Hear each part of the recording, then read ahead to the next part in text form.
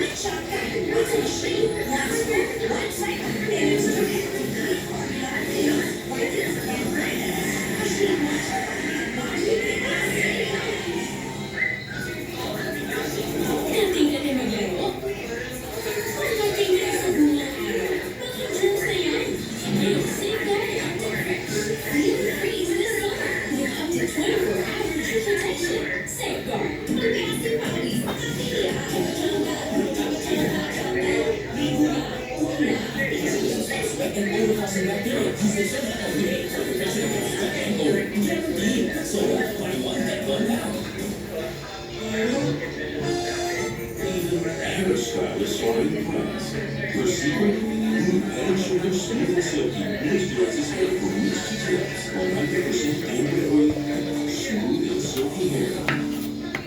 never worried maghahalo ang perfume ko sa ibang amoy. Parang matanda na kasi ito. Yun, madali pala ganun. Only at 5 pesos.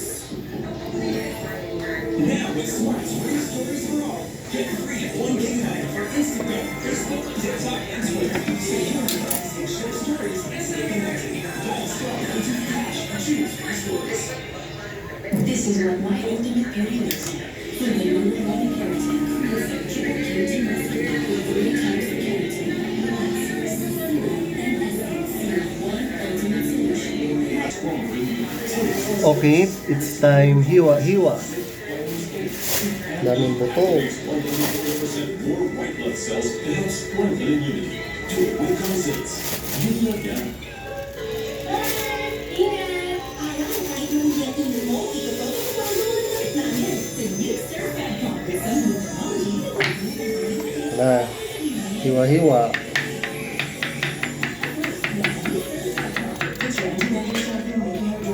Yan na muna, hugasan naman yan.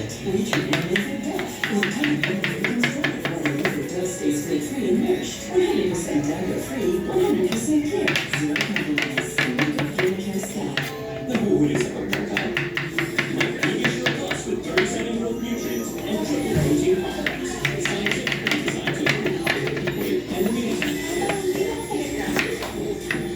Igis your thoughts. Ano? Oo. Tinanggalan ko to ng ano, buto. Sadinas lang, oh, ganyan. Sabi ka lang dito, hindi ka kamawa. Kamo ko, Christian. Di tinatanong ko ano, fubak. Linis pa kasi ko po. Linis pa ako sa isa ko sa 4 stroke na lang. Una naman, kisa naman siya. Sardinas daw dyan, 2 ka po.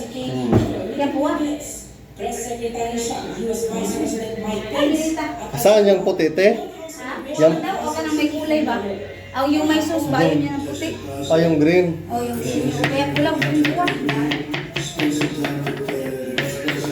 Negatibo naman sa COVID-19 sina Pence at Trump. Hindi pa malinaw kung na-test na si Stephen Miller. Naawala na positibo sa virus sa isang valley ni Trump. Kasunod nito, sinabi ng White House na araw-araw na iko-COVID test sina Trump at Pence. Sabi sila, wala siya. Tignan higit 10,000 bagong COVID cases ang may dala kahapon. Ito na, ang ika-ano na sunod na araw na higit 10,000 ang may dalang bagong COVID cases sa Russia, kung saan higit 177,000 na ang may COVID. Sa ibahin ng araw, di-udi ng tinatanggal ang mga pag-ipit sa halos 2 araw. Ibinalik na ang mga publikong transportasyon, pero nilipad ng pasahero dapat dahil kaunti pa rin ng tao sa mga tourist attraction. May higit 217,000 na COVID cases sa Italy, parang yung pinakamarami sa mundo. Mahigit 30,000 ang patay. Sa gitna nito, pinag-aaralan naman sa Hong Kong ang anti-viral cocktail drug na nakatulong daw sa mabilis na pagaling ng mga may mild to Panakot.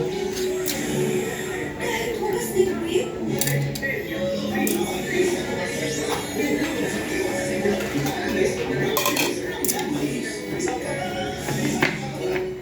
Healthy or bad-headed? Kulang ba ang shampoo lang? Shampoo with sugar and nutrients. Use Creaselook every day for 100% more nourishing power. Have a good hair day every day. Use Creaselook every day.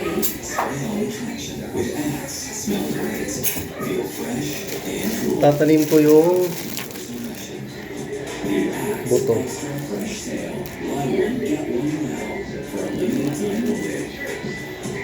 Tanim mo kasi dun sa rooftop meron din. Taniman. Init.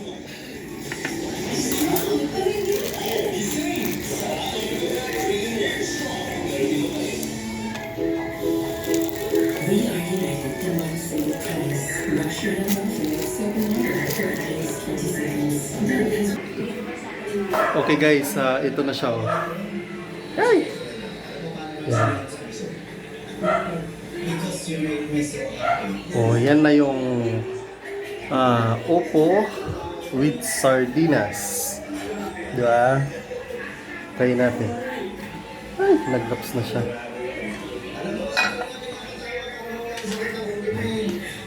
Ay, parang babaliktad. Yan na nga lang. O, dalawang sardinas yan yung binigay. Mataba. Mamaya na.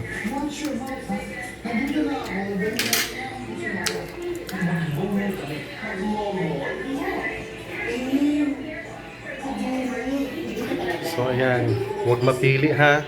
Dapat healthy. Pawis na pawis. Sige, bye-bye.